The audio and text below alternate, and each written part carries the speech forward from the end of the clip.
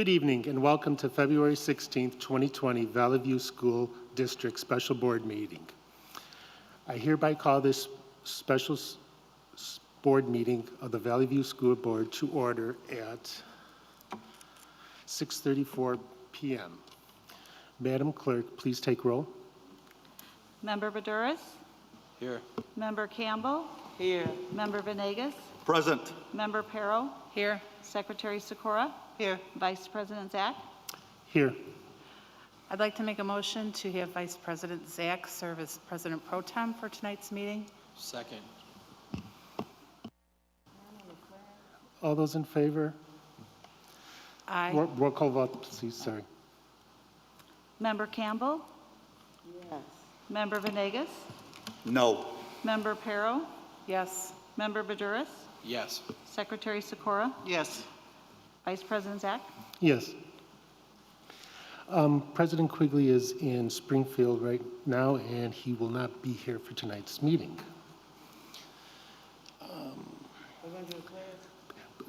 Yes. Ms. Campbell, would you lead us in the Pledge of Allegiance? I pledge allegiance To the flag of the United States of America and to the republic for which it stands, one nation, under God, indivisible, with liberty and justice for all.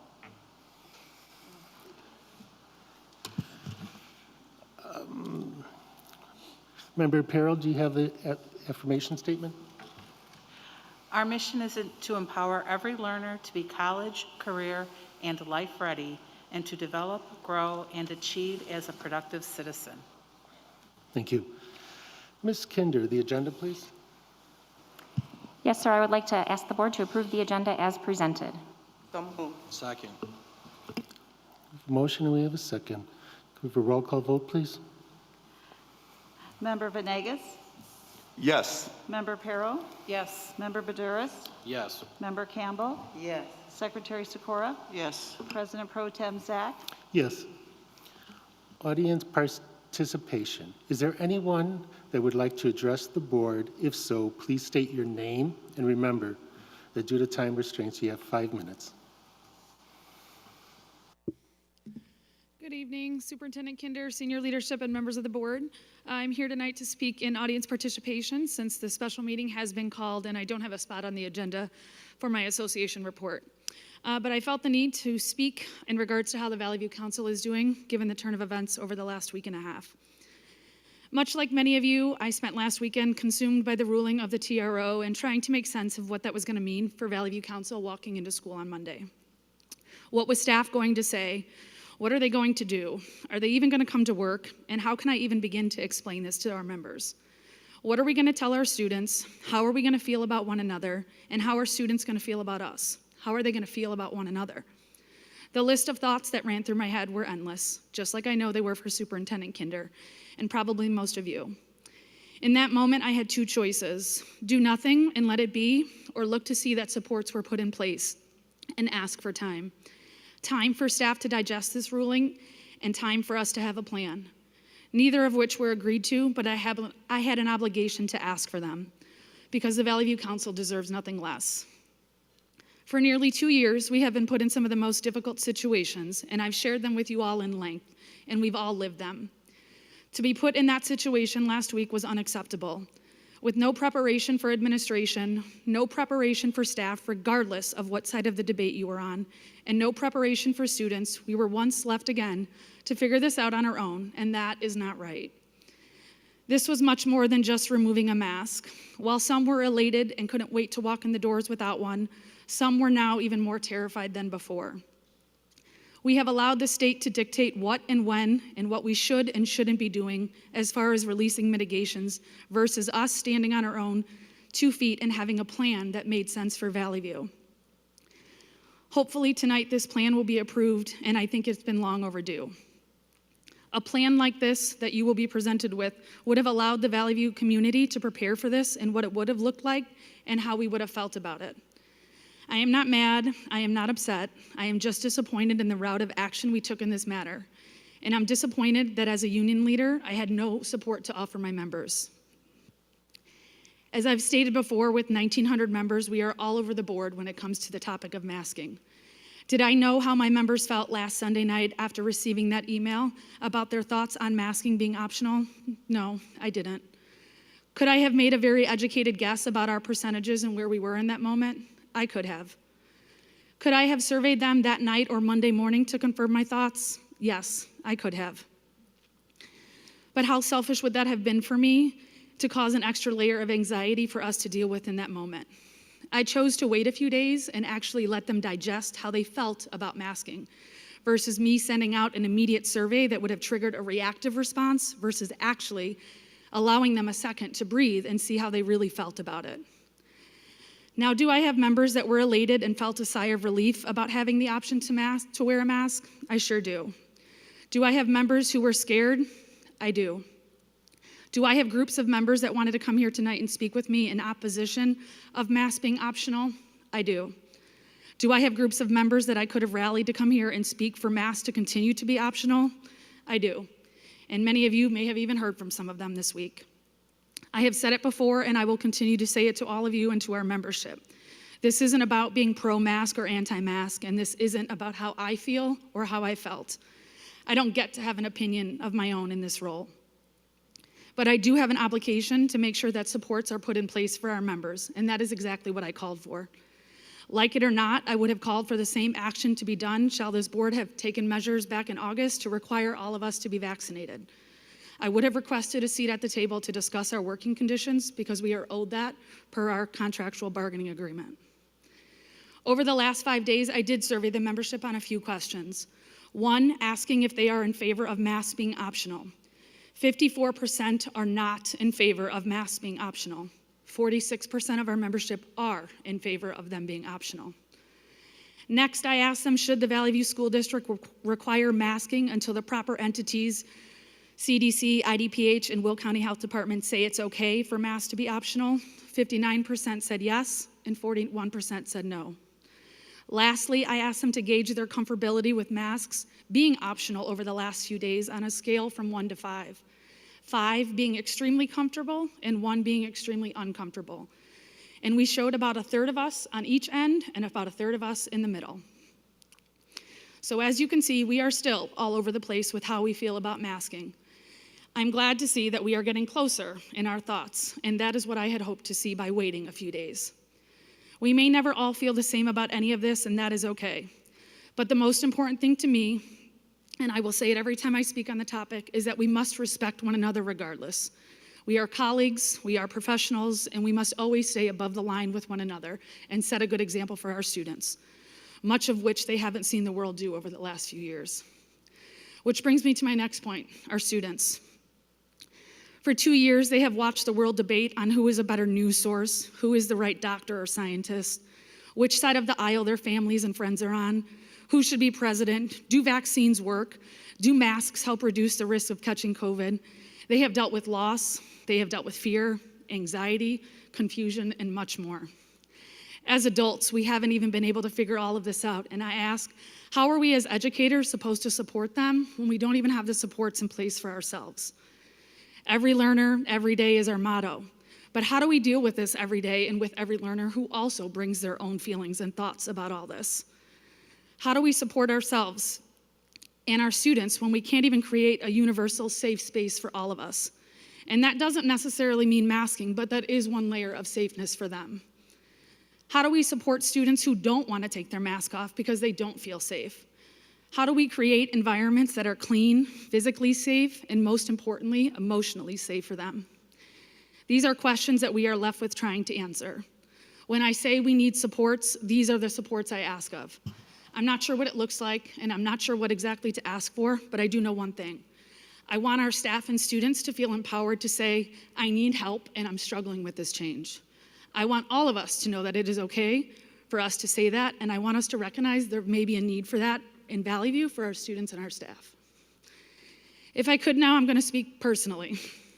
For me, this is all pretty simple at this point. I always have been, and I always will be, student-centered. Could you start wrapping it up? Yep, I'm almost done. Thank you. Thank you. For me, this is all pretty simple. I always have been, and I always will be student-centered, first and foremost. In this role as union president or not, it's who I am to the core.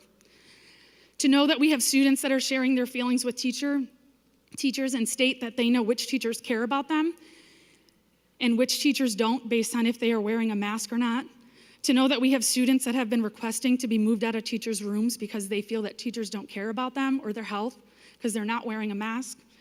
To know that students are saying things like, I just want to go to prom this year, so I'm going to keep wearing my mask because the last 2 years have been ruined for me, literally breaks my heart. And it should show us all just how simple this is. If me wearing this mask can help one more child feel safer in my presence, or even if they see me in the halls, then I'll wear this dumb thing till every one of them feels okay to take theirs off. For me, this isn't about my freedoms or being an American or about what is right or wrong, which doctor or entity is right or wrong. I could care less. It's about kids, and it should always be about kids in this business. And if I can help support even one more of them emotionally about all this, then that's what I'll do. It is really that simple for me. Now, I don't share that to shame anyone, not anyone, to make that very clear. I share it because in my eyes, it's just that simple. At the end of the day, wearing a mask doesn't say anything about what type of educator you are, nor the character of your being. But how can we help our students realize that is the question we are left with, because that is certainly not a fair statement for teachers and staff to wrestle with. I'm not sure how much more we all have to give, but we're here, and we keep showing up and trucking along like we do in Valley View style. I thank Superintendent Kinder for all her continued support and work through all of this. And I know her and I share one common thought often with each other, and that is we don't envy each other's shoes, not one little bit. But I am certainly glad that I get to walk alongside by her in this journey. Thank you. Thank you, Renee.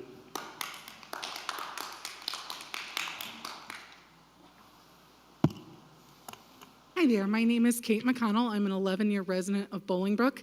I was raised by a teacher, I'm married to a teacher, and he was raised by a family of teachers. That's where I'm coming from here.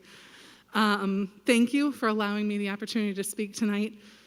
First, I would like to start by commending the teachers, administrators, and especially school nurses on the great job they've done so far, supporting our children and keeping them healthy.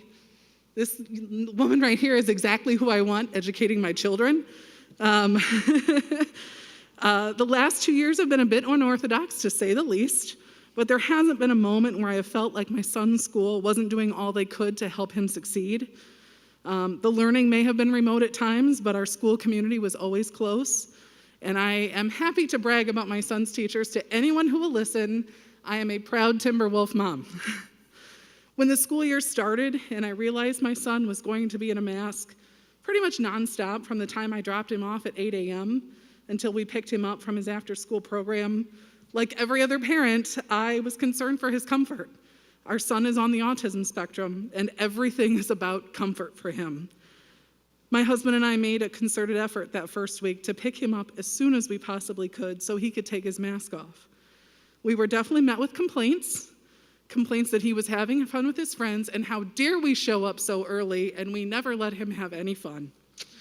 When I told him I was worried he would be tired of his mask, he simply answered that he didn't care. He just wanted to be with his friends. You see, over the summer, when we took our son out in public, where he was required to wear a mask, we didn't whine and complain about our rights being taken away. We told him that there were rules, and if you wanted to go out, then you needed to follow the rules. We told him that we all had a responsibility to our family, our friends, and our community to mask up to help keep each other safe. And that's really what this issue is about, responsibility to our school community and to each other. In this country, we do have hard-won rights and freedoms, but we also have responsibilities and a social contract that we follow for the good of everyone, and that's not a new thing. I've seen my grandparents' ration books. They kept them for the rest of their lives and showed them to us so that we would always understand that sometimes personal discomfort and personal sacrifice is necessary for the good of all. Like many families, over Christmas, we also caught COVID.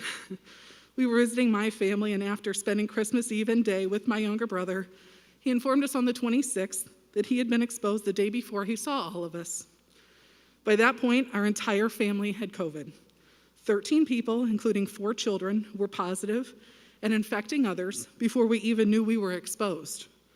And that's really the kicker of this illness for me. People with COVID are spreading it, before they even know they've been exposed. If you're lucky, your course of illness may be similar to a regular cold or flu, but unlike those illnesses where you're not contagious until you have symptoms, you are actively infecting other people before you even know it. And there is nothing in your proposed plan that does anything to address this aspect. By the time we test and quarantine students and teachers with symptoms, assuming parents even allow their students to be tested, they've already spread the illness to others. One of the loved ones our family has lost to COVID was a fellow teacher at my husband's school and a very dear friend to both of us. She was vaccinated and a diligent mask wearer at school because she worked with students with special needs. As soon as she started showing symptoms, she stayed home from school. In light of the recent mask mandate rollback and this new proposed plan, I can't help but wonder what would have happened if my friend had gone to school unmasked in those first few days when she was highly contagious and showing no symptoms.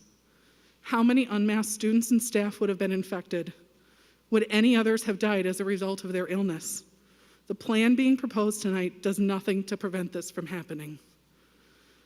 The most upsetting part about the changes brought about by this lawsuit is that they seem to leave no room for compromise or cooperation.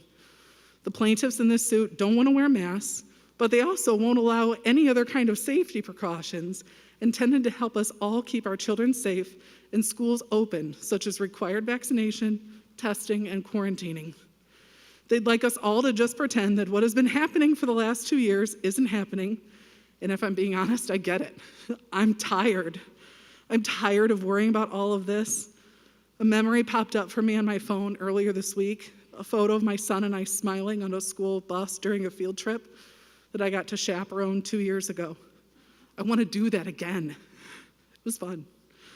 It would be so easy to join them in Fantasyland where COVID doesn't exist, my loved ones were still alive, and our country wasn't still losing people every day to this virus. But I'm a rational, sane, educated adult, and I know what is real and what isn't. I have adult responsibilities to my family and this community that do not afford me the luxury of these delusions.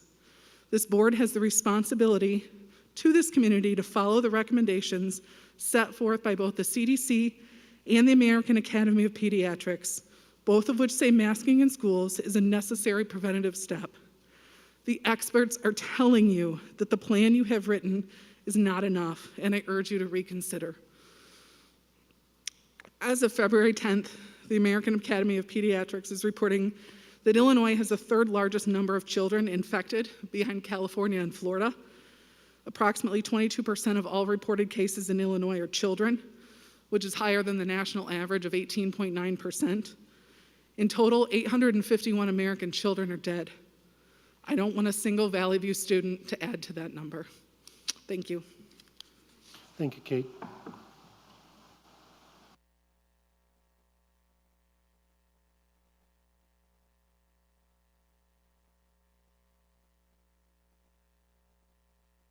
Hello.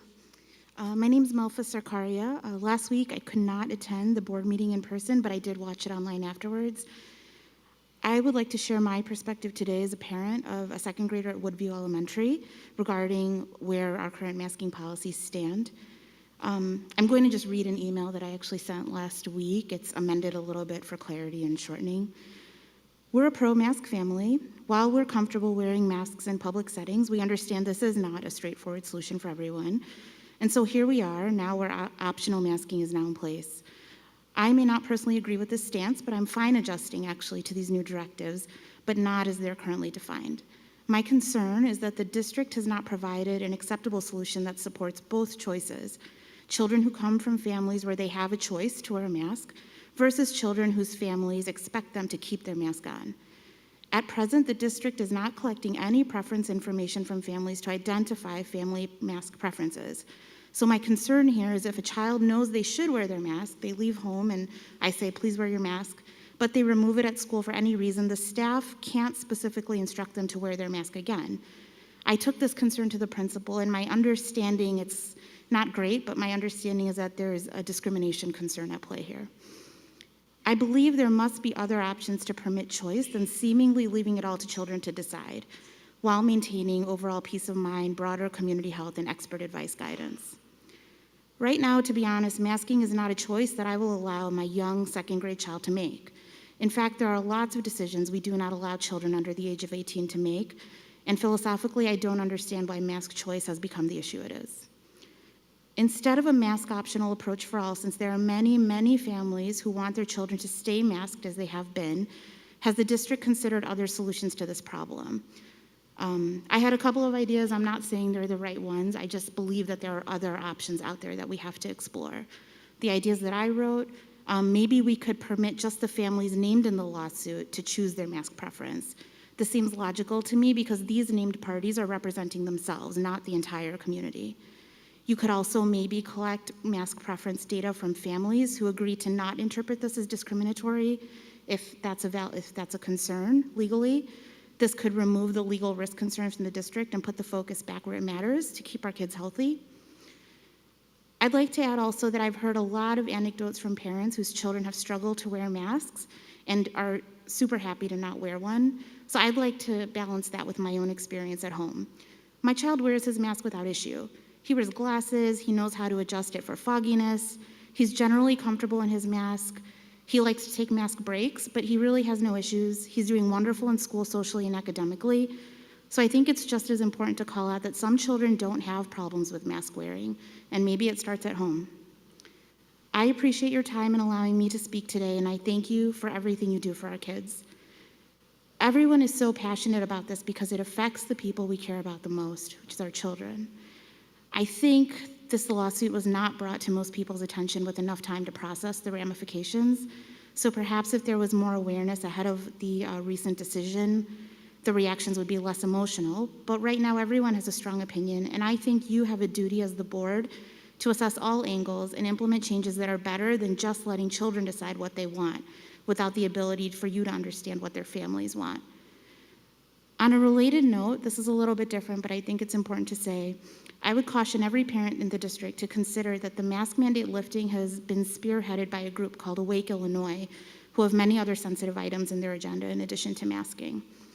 While not directly related to masking, it does make me take pause about the political snowball that masks are and how one decision can lead to the next if we're not all properly informed and aware. I look forward to seeing where things go from here, and I hope it's clear that I'm truly grateful to all of the Valley View staff, and I share my perspective in the spirit of improvement and not just criticism. Thank you. Thank you.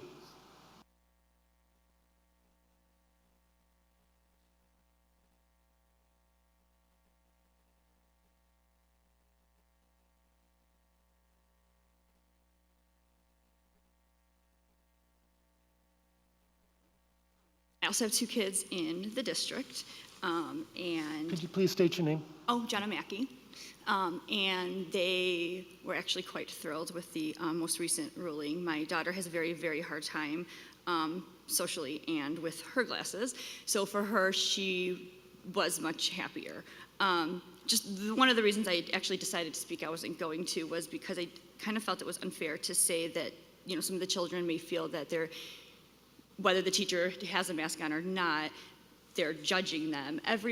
My kids have come home every day this week, and we've talked every single day this week. And how many kids in your class have masks? Who doesn't? Are your friends masked? Are they not? Never once have they been mad, upset, talked mean about anyone who was or wasn't.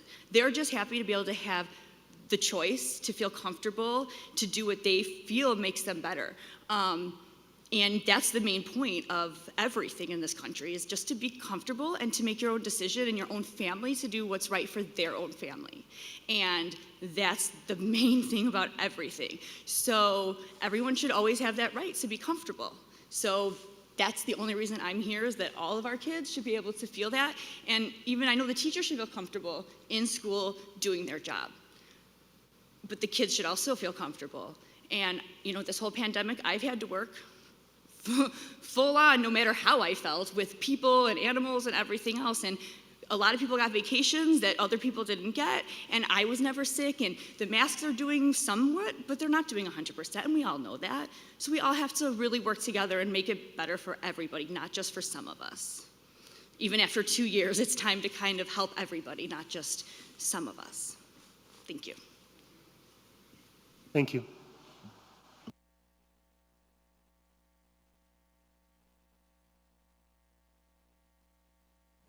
Five minutes. Hi, this is Jim Fisher. I have two kids in the district, and I understand this meeting is about planning, which I'm excited you guys are in planning. However, I'm thinking that you've got your meeting scheduled kind of backwards. You're asking for public input, then you present the plan, then you say you're going to vote on it. So at minimum, don't vote on the plan today for many reasons. But let's get a little bit of my feedback. History is the governor for the last 2 years has forced a mask on our kids. A judge just said, hey, starting last week, don't mask our kids, okay? So then next, the governor says, I want to mask them anyway. Let's go mask them. Well, then there's an organization, luckily, called the, you guys help me out. You guys even know the organization. That yesterday they made an announcement. It's the what? Yes. JCAR. And they came out with an announcement that said, sorry, Governor, this is not a one-man operation. It shouldn't be. He's not a king. He said, no, you do not get this. So that opened it up for all districts to not have to mask the kids. So with that said, I will touch on the plan because you guys did post the plan to the site. But one of the things the plan doesn't do, it doesn't talk about the on-ramp. It doesn't talk about the duration of the various different stages. And it doesn't really talk about the off-ramp. And one thing you guys are notorious of doing is you guys pick numbers out of your pocket. What's the science for number 1, number 15, and number 8? Where do they come from? What's the science behind that? Why can't it be 2, 30, and 16, right? And there's no foundation metrics. You guys have been tracking outside of the school, inside of the school for 2 years. There should be some foundation data that's provided to the parents so they understand what are all the trends. And then also, if you guys act on this, you may put yourself in contempt of court as you jump from one stage to another when they told you not to mask, and all of a sudden you do mask. But clearly, the word mandate is something I will never again use in my life. I hope that gets stricken from the English language. You should not be mandating students in school. And just so you're aware, the great state of Virginia outlawed today mandating students to wear masks in school. Thank you. Thank you.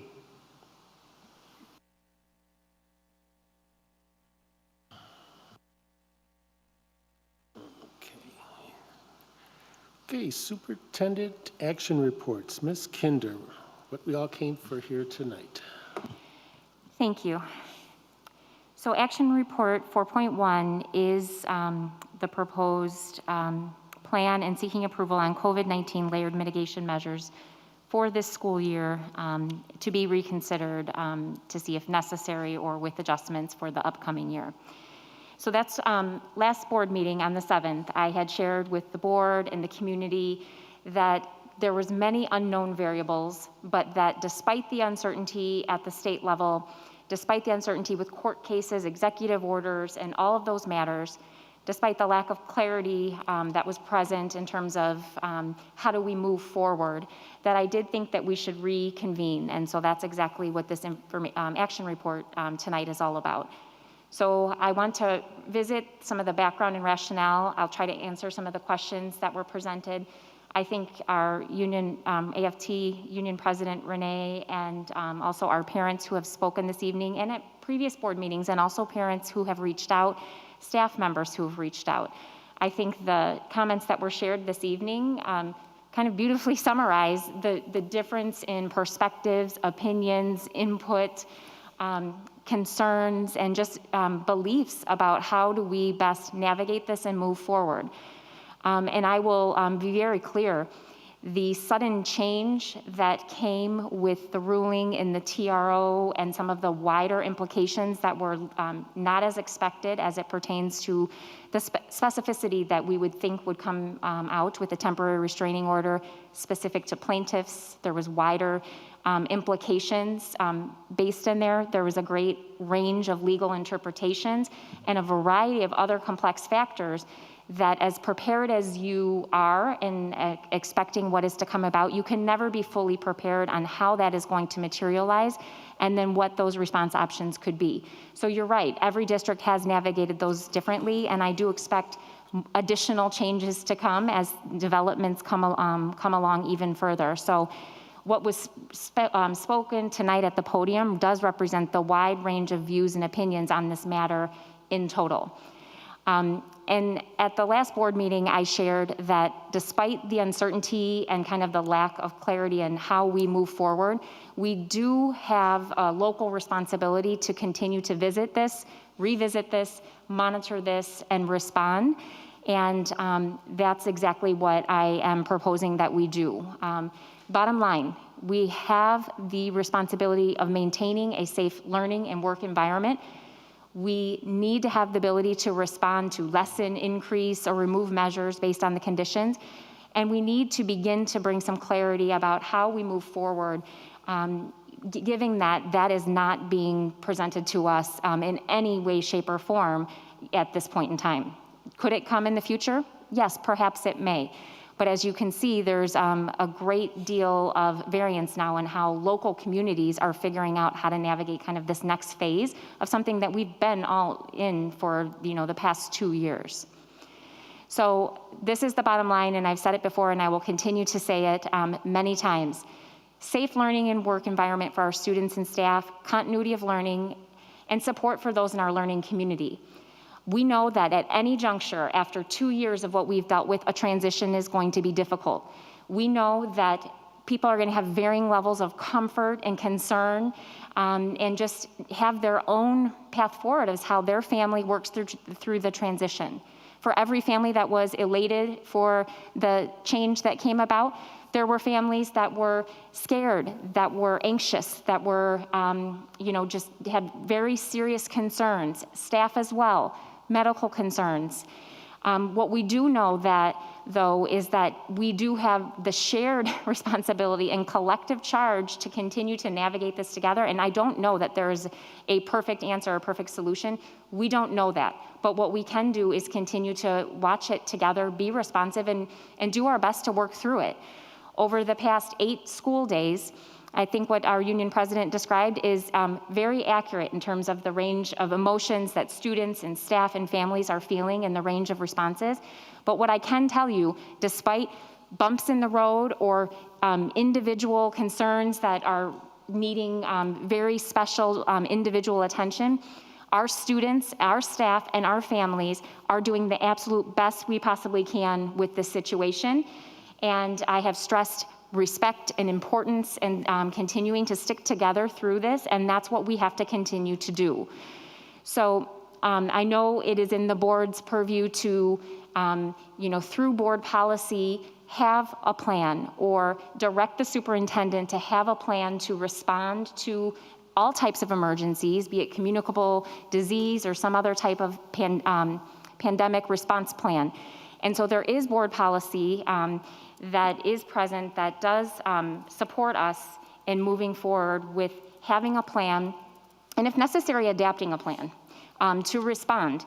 Because if anything has shown us over the past 2 years, the trajectory of how COVID will evolve or kind of eventually fade or kind of rear its ugly head again is very much unknown. And I think there's been times before where we felt that lull and then things continued in another direction. So at the very least, I think that we have to have a position that we will monitor conditions, we will respond if we receive different guidance, if we have indications that things are changing the community or having a strong impact, negative impact, that we will respond. So those board policies that I referred to in terms of pandemic preparedness, management and recovery, communicable and chronic infectious diseases, do allow the board to authorize a plan to be developed for procedures for maintaining staff and student wellness inside of the school community. At some point in the future, COVID will kind of fall into that category, that if it shows up in the schools or it shows up at a certain level, or there's a cause for concern in terms of an outbreak or transmission happening in schools, much like many of the communicable diseases do that we are traditionally vaccinated against, we do work with the health department and we do respond.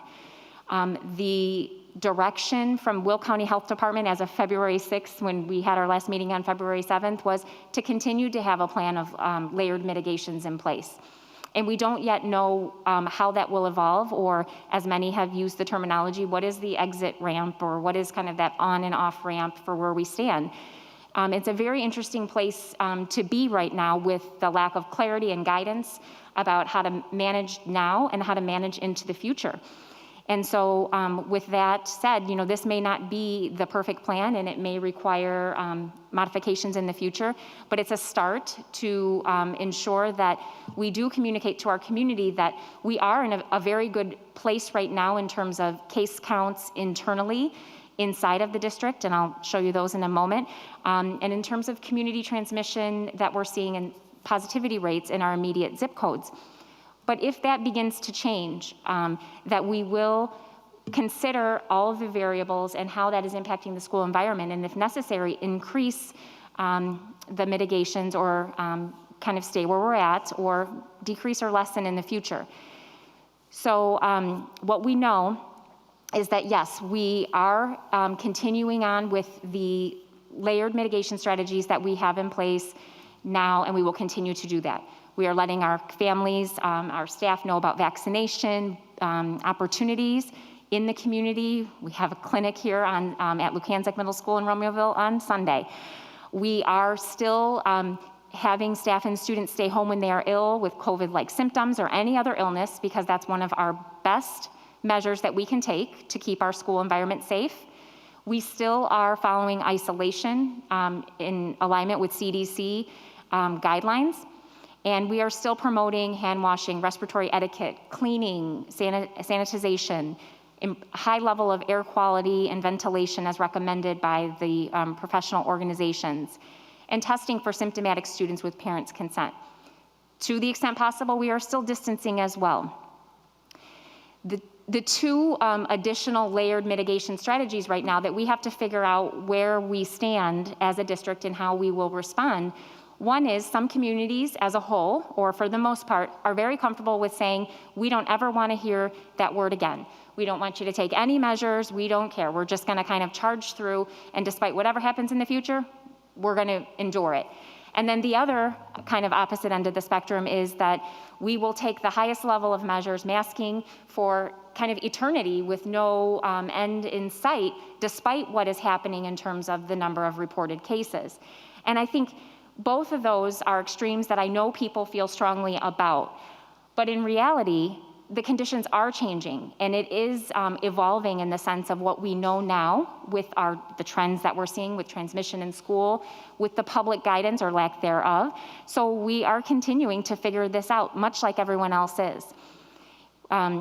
So the other alternative that we are pressed with, if we have no plan in place, even an imperfect one, if we have no plan in place and we start to see rising numbers and transmission in schools, and we don't have any ability to begin to respond to that, I never want to return to a place where adaptive pause or remote learning is the go-to.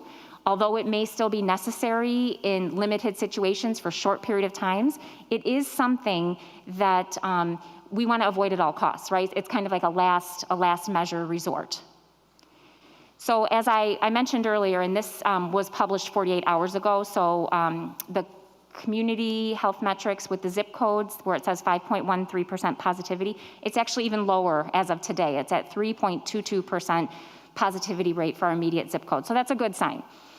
In terms of our cases in district, we have, as of the date of this publishing, 5 current staff cases and 8 student cases district-wide.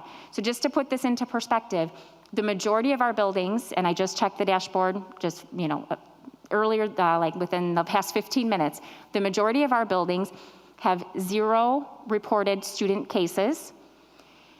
A small number of buildings have 1 reported staff case, and a small number of our buildings have 1 reported student case or 2 reported student cases. So overall, internally in Valley View School District right now, we have a very low percent of known cases as a percentage of the population. This isn't to discount that individuals could spread that virus, that other individuals could be impacted severely by having exposure. That I do recognize to be a very real variable for many individuals. So where we stand right now, we are currently in a place of masks recommended. We are recommending masking. In most of our schools, we do have a higher level of masking by choice by individuals, but yet we are still working together through that, as many of the comments have shared with you tonight. And it is a process. Everyone has different levels of comfort with that, and they're working through that transition the best way that they possibly can. We right now, based on this plan, would continue to stay at this level with a period of time of recommended masking. Sustained level, into one of the earlier comments of when does this kind of like go away, a sustained level at minimal transmission at this level here in kind of the blue, the level 1, would cause us to shift our position to optional or masking not required. And I think over time, as people grew comfort with that idea of not masking or made that personal choice for themselves or their families, that we would see fewer individuals continuing to choose to mask. But I do think that we will have some individuals that will continue to mask for probably the foreseeable future, or they may choose to mask in certain settings, at crowded events, on transportation, public transportation, on an airplane flight, for example, on a school bus. And some of those will continue to be present.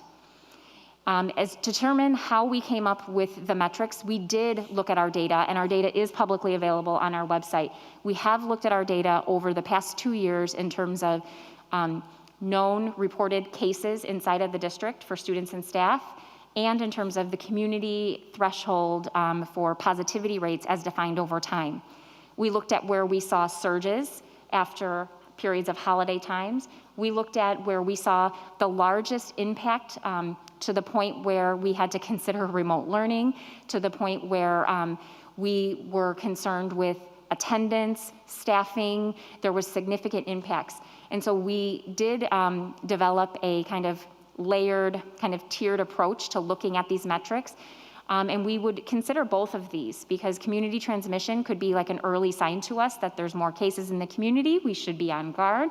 And then also looking at our individual schools, programs, and classrooms is important as well. We have had cases this school year, even though we've been in person the whole time, where we have had to have a classroom or a smaller self-contained program shift to a short period of remote learning to address a concern in that area.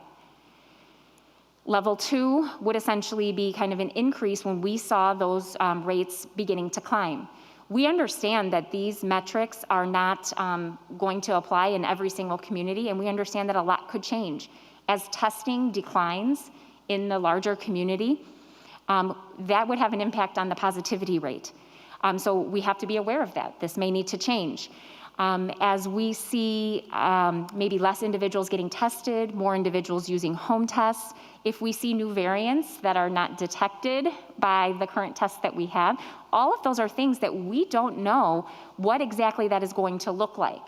But they are things that, with guidance from our county health department and with carefully monitoring what's going on inside of our district, we will be able to determine how we can respond. So do I think this is a rock solid plan for the foreseeable future? No, I absolutely believe it's a starting point to offer some safety net, some reassurance to our community, to our staff, to any individual who has some concern that we are just kind of throwing everything out the window and we're not going to keep an eye on this at all, and we would not be willing to take measures to keep individuals safe if concerns rise, or to keep our kids in school. And that has to be our ultimate priority here. That is my charge. Safety for those who learn here and work here, and keeping our kids together in person where they belong with us in school. So in this level of situational masking, we would consider the setting, we would consider what is going on in that particular area. There is a comment here about targeted use of situational masking for our younger populations. For example, our children under 5 who do not yet have the vaccine available to them. Or in certain situations, perhaps when we were in larger settings or transportation, for example. So I understand that you do not see this as a black and white plan, and it's not intended to be a black and white plan, because I do not believe that we can predict all of the different scenarios that will evolve. But we do have to have an awareness. If we are seeing increasing numbers, and we have a population, for example, our littlest learners in the district who do not yet have access to the vaccine, that we do give that population special consideration and consider increasing mitigations for that group. Now, I know everyone has a different opinion on masking, everyone has a different opinion on vaccination, but for every family that feels very strongly against that, we have many families that feel very strongly in support of that and do want that reassurance for their little ones, and do want to know that we will continue to monitor this very closely, and if necessary, increase the support or the mitigations for children in that age level. Universal masking is at a place where we would see a significant increase in positive cases or in the community level of transmission. Again, these metrics are not foolproof, but they give us a start of having a target of what we would see as a percentage of our total population inside Valley View with cases reported, as well as in the greater community. And this is where we would say, if our only option to help get community transmission under control or help to stop school transmission would be to mask up universally for a set period of time, that we would do that. Because the alternative would be to ignore it and pretend it doesn't exist, or to go immediately to remote learning. And I don't feel that, ethically, that either one of those is a viable option for us to take when we are charged with the well-being of more than 15,000 students and their families, and more than 2,500 staff and their families. So again, this is not an exact science, you're right, because the science has not yet told us what this looks like or what the future of this is going to come. There's not even agreement, when does this kind of really switch from pandemic to endemic? And we are still in full pandemic response, but we do know conditions are changing. And we do know at some point there is a path forward. At least I'm very hopeful at some point there is a path forward, and I do believe there is.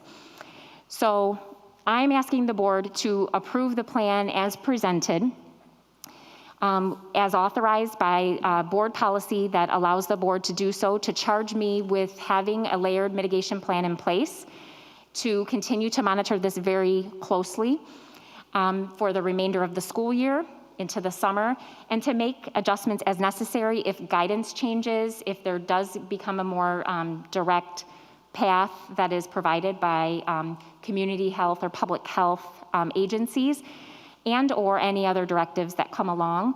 And most importantly, in addition to that, of what is going on inside of our learning community. So our learning community has weathered this recent change, but I think this is the next step in ensuring that we continue to carefully and responsibly monitor the conditions and then move forward together, because I know that's what we all want. At the end of the day, that is what we want. We all want to be in a place where our worries about what they should be for our kids, for teaching, learning, support, for keeping a strong community, because that is what our kids need and deserve. And that is our true charge that we are all here for in Valley View School District. So I'm happy to discuss or answer any questions that you may have. Thank you, Ms. Kinder. Could we have a motion and a second? So moved. Second. It's open for questions or discussions. Question. Superintendent Kinder and team, appreciate that that you put together a strategy or a plan rather than have no plan at all and follow up with the state or have the state delegate to us what they want us to do or politics do that for us. But I know Member Diane Perro clarified this, but I just want to make sure, did we bring our union staff into this to come up with these guidelines? So the health and safety leads for the district and myself with senior administration did draft what we believe to be a working plan. We then met with our our AFT Valley View Council president and vice president as they had requested specifically to do that. And so, yes, for that bargaining group, yes, we have. Thank you. Just wanted to confirm that because I think obviously that is a critical piece because they are obviously in the front line, just as we all are, right, with our children and our families and our staff and educators. I just want to make sure that we have their recommendations and ideas and thoughts when it comes to these guidelines. Obviously, the numbers are a science, right? I think, sometimes people think, well, there's a left and a right wing, but there is some science in here. And I think the fact that there is a strategy and a plan in place to continue to manage through this is a good thing, right? Otherwise, we will cease to exist, right? There's got to be an evolution in this mitigation and obviously in the way we create these plannings. I do want to state one thing that we heard earlier, mandate, and from that gentleman, and he says the word mandate shouldn't exist. Usually those words mean that it's a way for politics or governments to ridiculously manage organizations or whatever, because it's not a law. It's just a way to bring fear to us. But I will state this, that we do have to follow rules and guidelines as required by our government agencies, 1. 2, I think that our school district, your staff, Superintendent Kinder, all of your administration, I know I walked in when you guys were, doing some planning and working on the strategies, and I think it's fantastic that you and your team have come up with some sort of guidelines and policies to kind of get us through this uncertainty.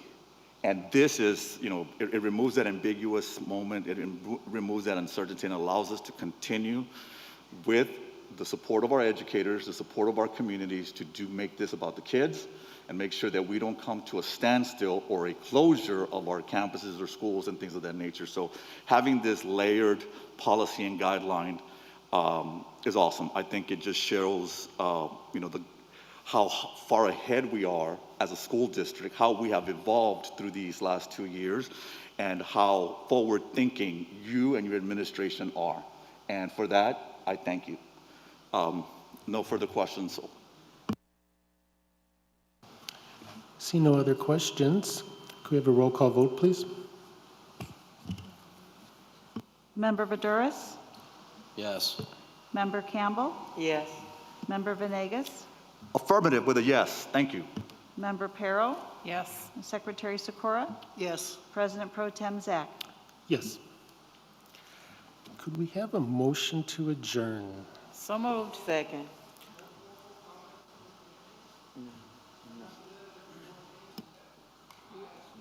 You don't have to have it, but you certainly can. Another opportunity to comment. Jim, would you like to talk? Sure. Take a few minutes. We're allowing him to talk.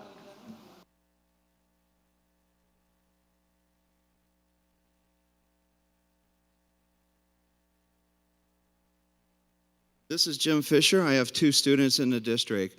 I do want to have a follow-up, and thank you for putting this on the agenda, but that's generally what happens with this board is that when something gets presented, you talk about the community involvement, but you don't engage them. You engage the union, and you got confirmation that the union reviewed this, but did you send it out to the parents to look at it? No, you did it, and you said, oh, by the way, look at it. Guess what? We're going to vote on it later on tonight. So there's no window of time for the parents to provide input.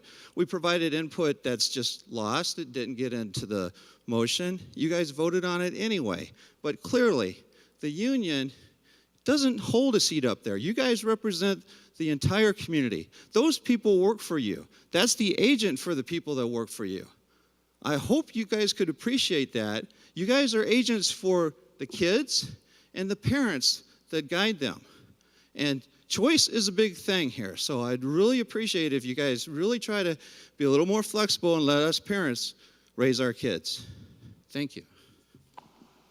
Thank you, Mr. Fisher. I do want to make sure that we're very clear. This is a starting point based on feedback, based on input. We do have the ability to continue to adjust as needed as a learning community, even though we know there's going to be a big range in input, there's going to be a big change in variables that happen.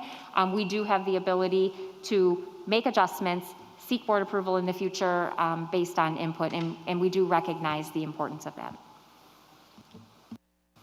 Thank you, Ms. Cantor. Thank you, Mr. Fisher. We had a motion and we had a second. All those in favor, say aye. Aye. Aye. Opposed, nay. Aye. Thank you, and have a safe night. Drive safely.